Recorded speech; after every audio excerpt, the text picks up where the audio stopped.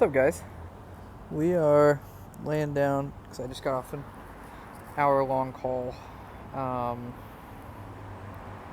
tired. A little bit tired. Been a busy day. Got 12 driving by. Day 6. I don't know, dude. I don't know.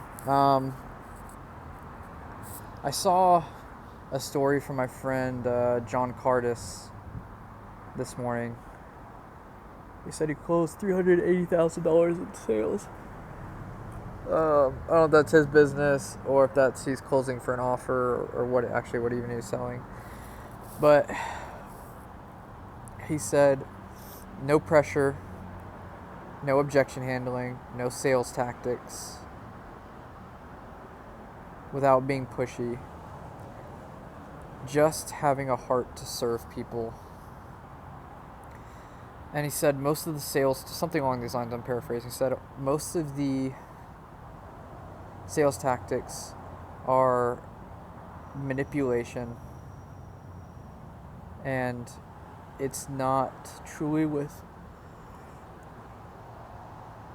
the person's best interests in mind.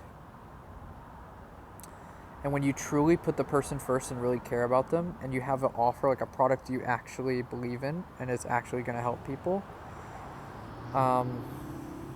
you just learn how to serve people best, and the finances reflect it. And I really believe in that. I really do. Had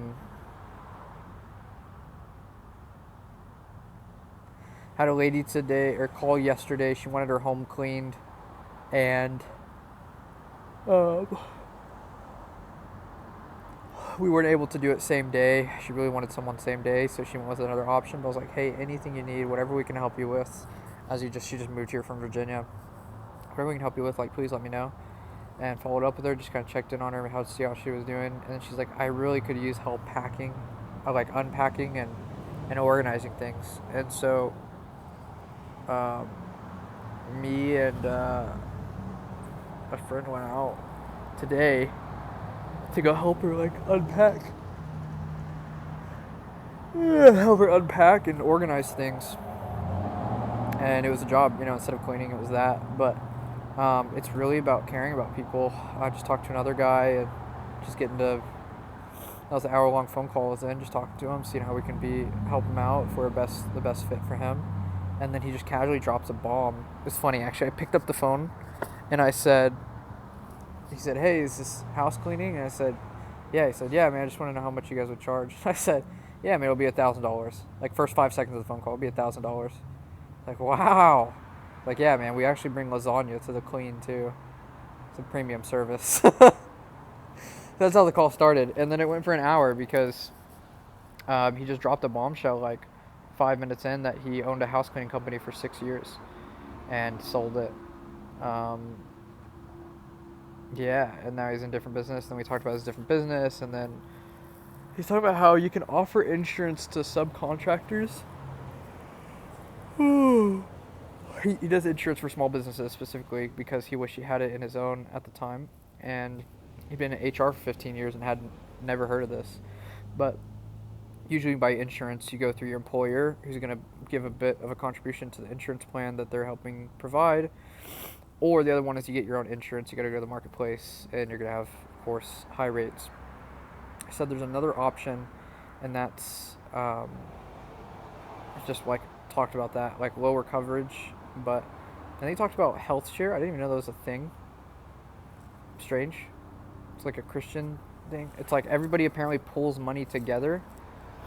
Everybody pays. It's not insurance, but it everyone pays money to a big pot of money basically.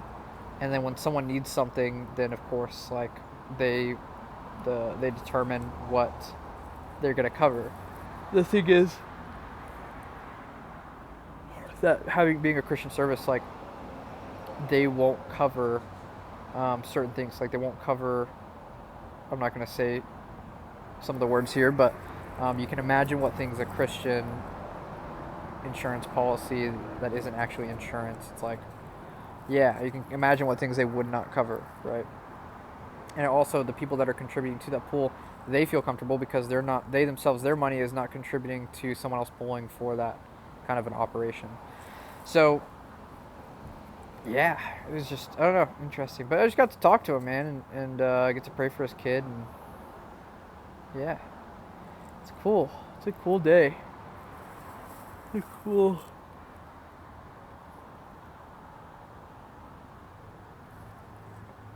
That's crazy. Let's see if Kelsey wants to get snow cones. Wanna get snow cones?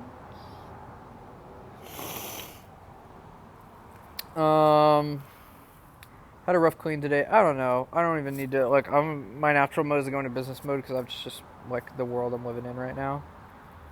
I was looking at going to Indonesia. I was looking at Bali, specifically like South Bali, on something beach. I can't remember. There's a couple surf camps. But, I mean, there's spots that are like 20, like $12, like $10 to $12 a day, like AC, and you're on the beach. And then there's options for like $20 a day that include 3 meals in your stay, like 3 meals and water in your stay. So, room with AC plus on the beach, like a nice surfing beach, and then 3 square meals and water for that amount of money. The issue I think I have right now is it's literally flip flop hours of the United States. So um, I can't. If I were to wake up at 9 a.m. in the morning there and go to sleep at 9 p.m., it would literally be like almost the opposite here, right? So I couldn't function, like the business couldn't function right now as it is because it's too reliant on me. So I want to do it, like go to an island type place. I might need to go to somewhere like Costa Rica or Nicaragua for the meantime. Um, but I don't know, kind of sketched out by Nicaragua, and all those places are more expensive than the Philippines. Like Costa Rica is more expensive. But I don't know. We'll see. I just want to be back on the beach, honestly. Like, I really loved Hawaii. Hawaii's just so expensive. So expensive. I was there for 3 months, and it was incredible. Like, the culture makes you slow down, makes you see things differently. People are very open spiritually, so it's a lot easier to pray for people. I would go around, like, we'd do a hike or something, I'd meet people. Like, hey man, like, let me give you an island blessing. Like, yeah. In Jesus' name, I pray right now, Lord. Nah, it's cool. They got, I know, a cool school out in Oahu. Good church, good pastor. Good people, man, good people. We were on in Waikiki evangelizing. I remember that. Bring a speaker out on the main street and getting to pray for people and do music and just harass the public with Jesus. Not really. I don't have anything for you today, to be honest with you. Braden jetted off to Iowa, took Diego. He got promoted. Family came in town. That all went well. He's not feeling good.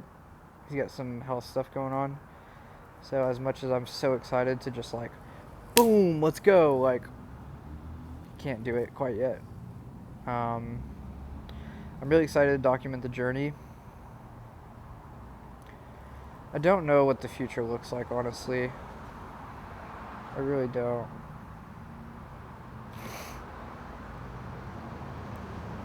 I really don't.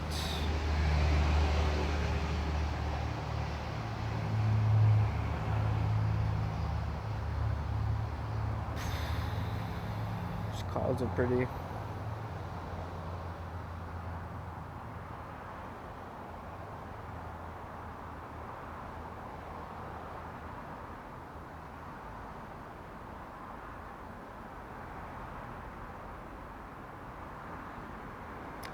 I was super depressed a year ago.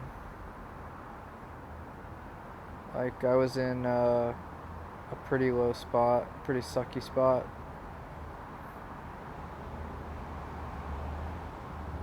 I feel like there's nothing I could do. I feel like I was doing everything right.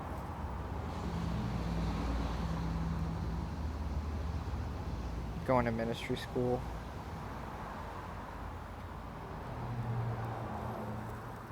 Um, when I look back at that, the biggest things that, okay, I used to, I don't want to make this long, but it's going to go long. I used to look at depression and sadness and those kind of things as like, oh no, something's wrong. I need to fix the sadness. I need to fix the depression.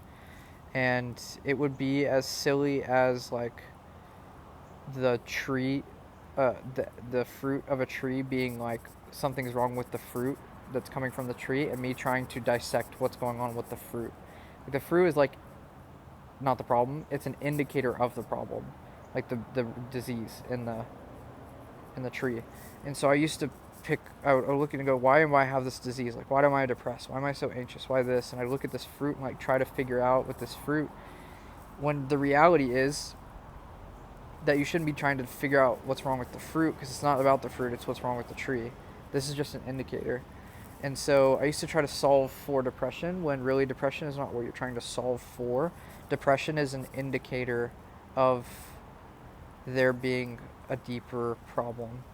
And there was some point when I finally, depression is trying to get you to realize like help, help, help, and tell you that whatever you're doing right now is not working, it's not good, and it needs to change. There's biological outliers, like anomalies, blah, blah, like, I get it. But I think majority of people that struggle with depression, like, what's really happening is that you have a legitimate problem in your life. I'm speaking from experience, I'm not a psychologist, I'm just an idiot talking to this freaking you. Me personally, at some point I reflected and said, oh my gosh, I have never been depressed, never dealt with this level of anxiety when I had healthy, healthy church, like healthy, like relationship, like spiritual relationships, healthy relationship with God, like communication with God, when I had healthy friends, like I'd say healthy community, healthy spiritual relationship with God and with others.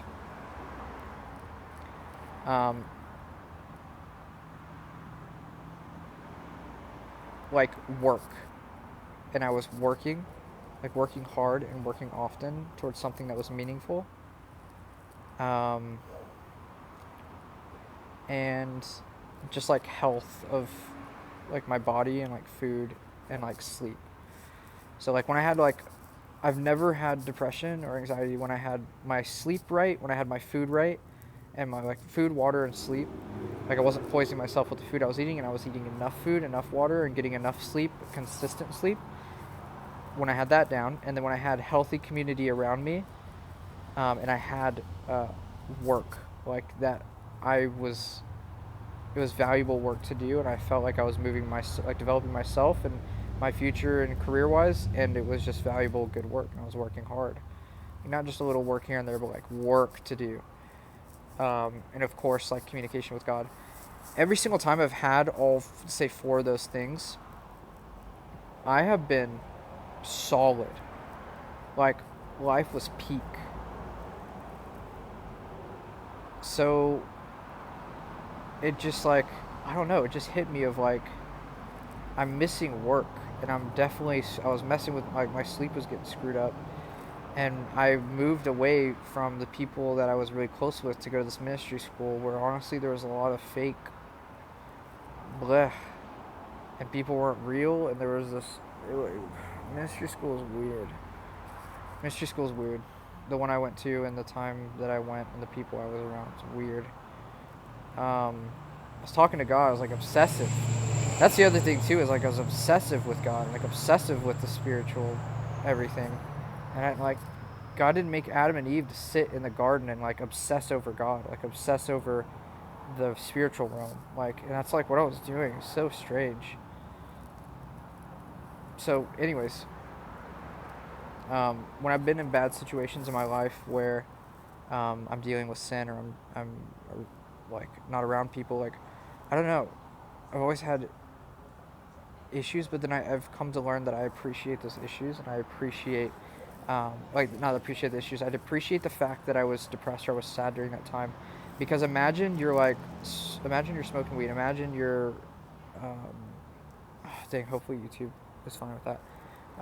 Imagine you are not working out and you're not taking care of yourself. Imagine you don't have good relationships, and imagine you're not working, you're a couch bum, and you were happy. Like imagine like your biology was encouraging you. It's like you would never get out of it. You'd be fine. You'd just be happy. You're like, good, I'm good with whatever. No, no, no. Your biology, like your biology is telling you this isn't a good way to live. We're upset about this. We don't like this. And that then tells you, I'm depressed, like something's wrong. And instead of medicating and suppressing, you listen to it and go, why the heck am I depressed? Well, because what's the point of my life? Well, because I have no friends and I have nobody to talk to. Well, because I'll probably end up alone and not married. Well, because I have no skills. Like, recognize what's actually wrong. The symptom or the indicator is depression. Recognize what's really going wrong and, like, solve for X instead of depression. So, and for those of you that are like on the urge or on the verge, or I'd say like kind of looking over the edge of the bridge, like look, go get immediate help. Like go take the pills, but use them as like a let's like bring the mood up until we can get ourselves like out of the super negative downward spiral. We're at the bottom of the pit to where you actually have the motivation to make your life better and want to live and want to see a future. Like you might need like a little jump start, but they're never like antidepressants are never something that you're meant to stay on for a long time, especially SSRIs. Like, yeah. So, like rewire your brain. No bueno. I don't know what I'm talking about. I ain't no doctor. What am I doing? I'm just espousing other words that I've read and from what other people have told me. What research have I done on my own? I don't know. I'm just yapping, dude. But love you guys. Deuces.